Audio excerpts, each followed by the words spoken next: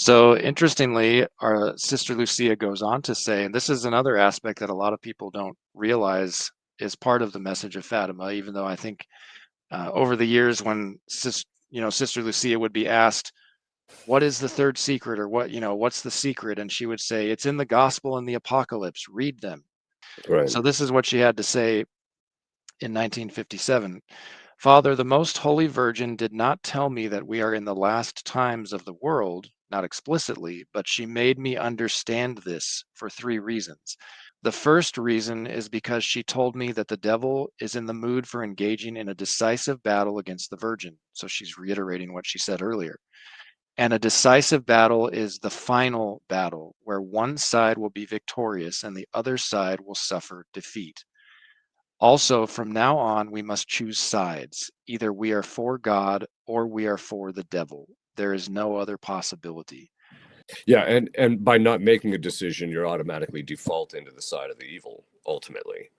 Right. Because in this particular case, either you're going to have to fight for God and for the truth, and that basically means do that. The battle, of course, is primarily in ourselves, but then also in helping things externally to us and the people around us, etc., society and the like, in the church. But I think that a lot of people, just through their complacency and through not even making a decision or just not heeding or paying attention to what our Lord and our Lady are asking of them, by default, you're going to end up on the side of Satan, because he's just going to use your mediocrity to against you and against other people. But I do want to note an interesting contrast, you might say. So, Our Lady appeared, her final apparition was October 13th, 1917.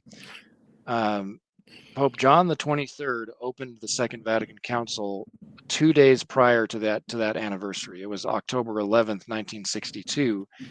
And his opening speech, he had some rather interesting things to say. Father's probably read this Yeah. speech before, but I do have a quote from it, and I think it definitely connects to what we're talking about right now. So he he said in his speech, in the daily exercise of our pastoral office, we sometimes have to listen, much to our regret, to voices of persons who, though burning with zeal, are not endowed with too much sense of discretion or measure, he said. In these modern times, they can see nothing but prevarication and ruin. The irony here is that it was just like 5 days after he said this that the Cuban Missile Crisis broke out. Like, Yeah, well, yeah, and the fact is that there was already massive ruin occurring even within the church. I mean, right. if you look at the timeline of this, and this is something that I've mentioned to people before, which I'm pretty sure you've listened to that conference. Hmm. The fact is that it's already in the 30s, 40s, and 50s that you see the infiltration in the seminaries by Yes. communists, homosexuals, sexual deviants. All that stuff occurred prior to this, so it was there. It was just they just chose Exactly. not to look at it. Right. So he goes on to say, uh, these people who thinks are basically nuts or just doomers, as we would say now, they say that our era, in comparison with past eras, is getting worse, and they behave as though they have learned nothing from history, which is nonetheless the teacher of life. They behave as though at the time of former councils everything was a full triumph for the Christian idea and life and for the proper religious liberty. We feel we must disagree with those prophets of gloom, he said, who are always forecasting disaster as though the end of the world were at hand. Well, what did we just see Sister Lucia say in that conference?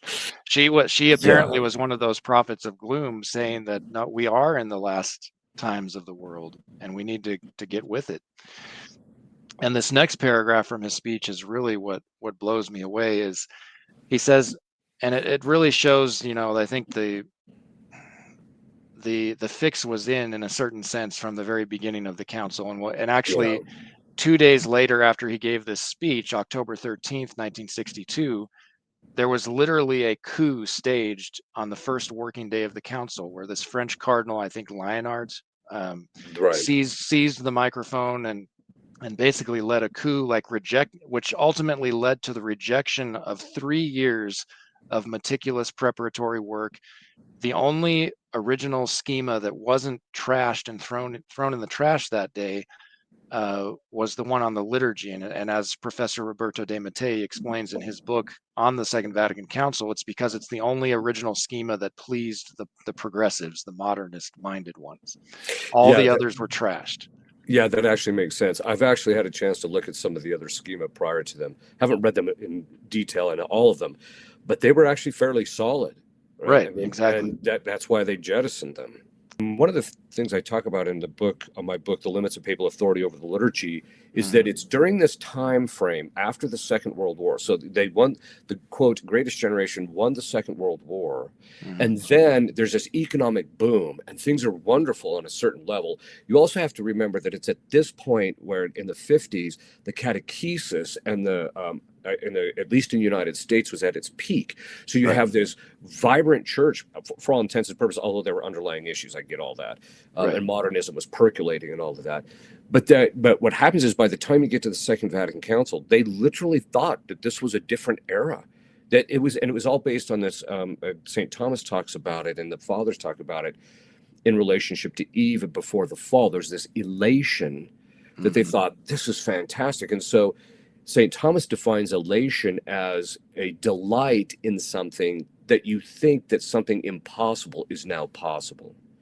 So you have this time frame where they go through this, they're in this elation period because they actually think modern man is different. Well, actually, we found out he was actually worse. But this elation then results in them actually thinking we don't have to do the penance and disciplines of the church. We can get rid of the disciplines of the church. We can change the mass. We can change the liturgy. We can change all these things, and it will still remain the same, or even better. Well, that's just elation. That's impossible. I mean, it's not. But that's what we actually see is that it's delusional, to put it frankly. That's it. Well, and that's what I actually kind of talk about in my book is the fact that they had just. It was obviously a chosen kind of a thing because they had just got done witnessing millions of people put to death during the First World War, millions of people dying in the Ukraine from starvation. Mao just gets done wiping out hundreds of millions of people, almost, at least from the reports. And plus, to top it off, you have all this other stuff that's going on. And even the and this is a document that I recommend people to actually take. You can take a look at it online. It was one that was sent, and this tells you that the undercurrent, even within the church, they knew even within the church there were problems percolating because the document Institutio Religiosorum talks about stop ordaining the homosexuals and pedophiles, and that was in 1960. So they already knew that there was a bad undercurrent that was actually occurring, and there was all this evil. And yet they thought everything was wonderful. So it was delusional. It was just completely disconnected from the reality of their own lives, really. Right. And that's all really summed up in the statement of John the 23rd in his opening address. He says, in the present order of things, divine providence is leading us to a new order of human relations. Which by men's own efforts and even beyond their very expectations are directed toward the fulfillment of God's superior and inscrutable designs. That totally reflects to me this elation, this delusion. And he says everything, even human differences, leads to the greater good of the church. I guess that's the new diversity principle, right? It's our strength is in our diversity, but it also gets to the very fact that he just wasn't paying it. He was unwilling to actually pay attention to the actual realities of what's happened. The other thing is he read the Third Secret of Fatima. He read this stuff. Exactly. And there was this massive just disconnect, and it was a chosen disconnect because they just didn't want to have to embrace their cross. They didn't want to have to deal with the problems that go along with fallen human nature. His response to this was, this does not concern the years of my pontificate. Good. That's what he reportedly said. Well, and apparently it did. Yeah, exactly, in a big way.